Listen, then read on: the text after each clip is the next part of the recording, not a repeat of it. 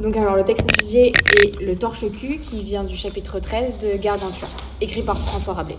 François Rabelais est un écrivain, médecin, moine et majeur du XVIe siècle et aussi du mouvement de l'humanisme. Il est resté célèbre grâce à ses géants, Pantagruel et Gargantua.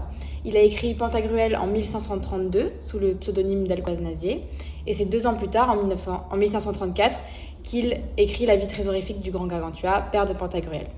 C'est par le rire que Rabelais fait passer des sujets importants à ses lecteurs, comme le dogmatisme de la Sorbonne, la guerre ou encore et surtout l'éducation. Dans son prologue, il prévient ses lecteurs de ne pas se fier aux apparences et d'aller au-delà des apparences. Et le moment du torse-cul se situe au moment où Grand Gousier revient de la guerre et est ébloui et épaté par le propos de son fils sur sa découverte, qui est le meilleur moyen de se torcher le cul. La problématique, notre fil directeur cherchera à montrer comment cette scène dépasse sa dimension scatologique pour arriver à un idéal où corps et esprit cohabitent harmonieusement pour le bonheur de l'homme.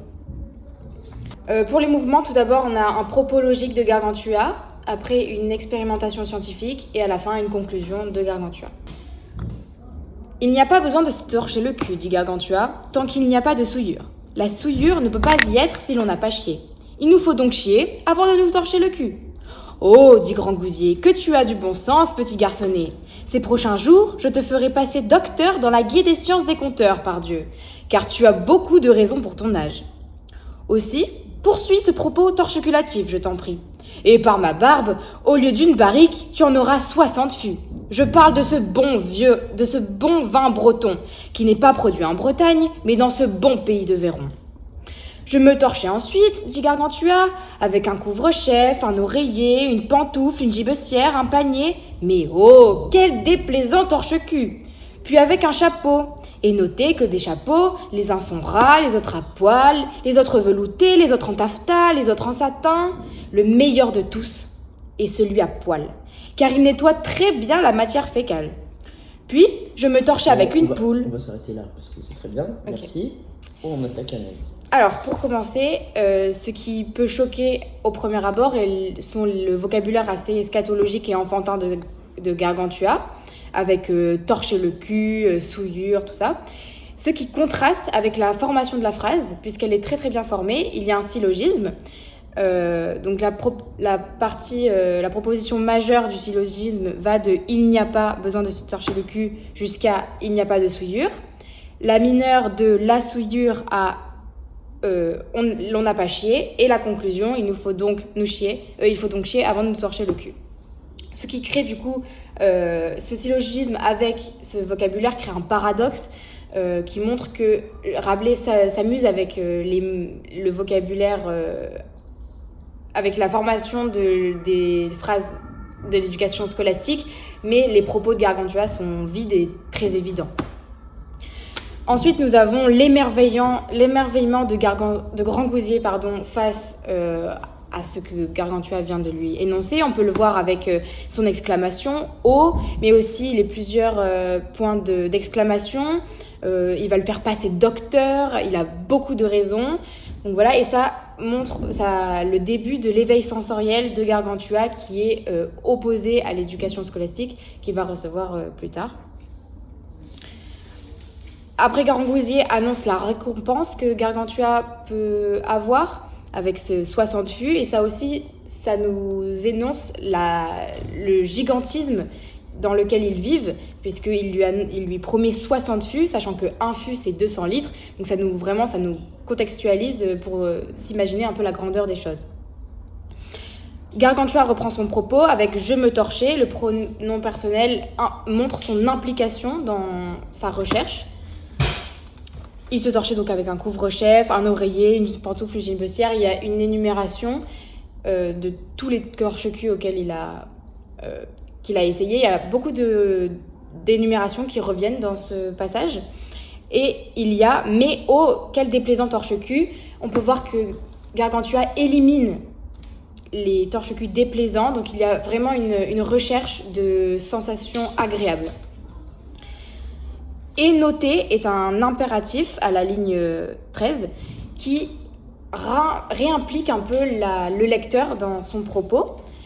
Et il va encore une fois faire une énumération sur plusieurs chapeaux. Les autres veloutés, taffetas, satin, qui montrent encore une fois une recherche sensorielle qui est très présente. Et il va utiliser une forme superlative avec le meilleur de tous et celui à poil. Gargantua est vraiment sûr de ce qu'il raconte. C'est comme s'il avait vraiment passé beaucoup de temps, c'est sûrement ça, à trouver ça. Et la conjonction de coordination car nous montre, nous appuie ça, le lien. Oui, voilà, c'est le lien entre le meilleur et, ça appuie son propos, c'est sa justification. Ça relie l'efficace avec l'agréable. Voilà, exactement. Et ensuite, il utilise « puis je me torchais avec une poule », ce qui montre encore la structuration de ses propos. Donc il parle très bien, mais c'est juste que ses propos sont vides. Je me torchais avec une poule, un coq, une peau de veau, un lièvre. C'est des choses qui sont pas très faciles à avoir. Peut-être que pour une peau d'un veau, peut-être que Gargantua a eu à le tuer, un lièvre ça court vite. Ça montre vraiment son implication, encore une fois, dans sa recherche. Et à la fin, il y a sac d'avocat et un capuchon de moine qui fait référence aux professions intellectuelles, qui représente le haut, la spiritualité, et qui tranche avec le bas, se torcher le cul. Voilà, ça tranche. Comment tu parles ? Pour conclure, et encore une forme pour structurer ses propos, je maintiens qu'il n'y a pas de meilleur torche-cul, forme superlative encore une fois, pour montrer qu'il est sûr de son propos, qu'il est... Voilà. Et il n'y a pas meilleur torche-cul qu'un oison bien duveté. Ça peut choquer le lecteur, puisque les oiseaux sont associés à la spiritualité, à la légèreté, à la finesse. Donc ça peut choquer au premier abord. Et il y a une condition pourvu qu'on lui tienne la tête entre les jambes. Ensuite, on a plusieurs adjectifs comme chaleur, douceur, volupté, qui montrent la... Chaleur, douceur, c'est pas trop des adjectifs. Des termes. Volupté magnifique, douceur, chaleur, qui montrent qu'il y a une sérieuse recherche de sensation de plaisir, et il y a une certaine jouissance dans cette recherche qui est totalement opposée à l'éducation scolastique et qui va tirer sur l'éducation humaniste. Et encore une fois, il y a l'opposition entre le bas et le haut, puisqu'il va utiliser un vocabulaire très scientifique avec boyau du cul, intestin, cœur, cerveau. Donc il y a une opposition entre le bas, boyau du cul, et au cerveau.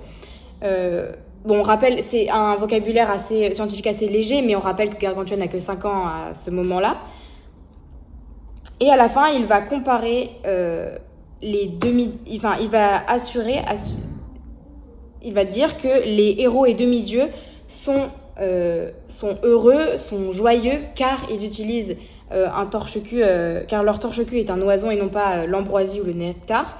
Et il va affirmer son propos avec telle est l'opinion de maître Jean d'Écosse, qui est un argument d'autorité. Il va appuyer ce qu'il vient de dénoncer. Pour conclure, cette scène dépasse la dimension scatologique, car Rabelais nous montre un enfant qui recherche une manière de s'épanouir sensoriellement parlant, ce qui reprend les termes de l'éducation humaniste.